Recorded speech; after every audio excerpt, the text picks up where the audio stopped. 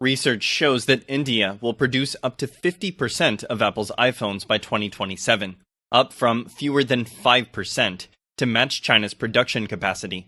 According to Digital Times research analyst Luke Lin, India expected to assemble from 20 to 25% of iPhones by 2023, as the company speeds up due to China's COVID unrest. Lin said, "The speed of supply chain migration to India will be accelerated in the future because of the need to diversify risks in light of uncertainties in China's pandemic control."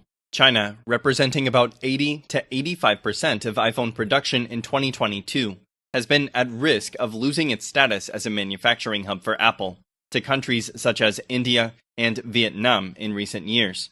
As the tech giant moves to shift its supply chain outside China, India and Vietnam will be the biggest beneficiaries of the move.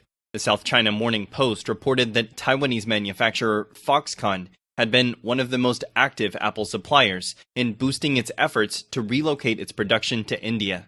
The world's largest iPhone assembler injected $500 million into its Indian subsidiary in December.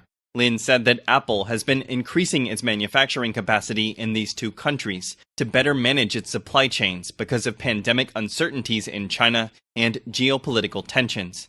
Apple has also accelerated the shift of its iPhone production line to India and the iPad and MacBook to Vietnam.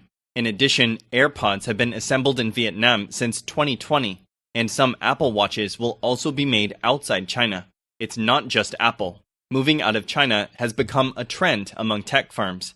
For example, Samsung smartphone production has moved out of China, relocating mainly to Vietnam since 2019. US-China tensions, the COVID outbreak, and China's pandemic controls have accelerated the process,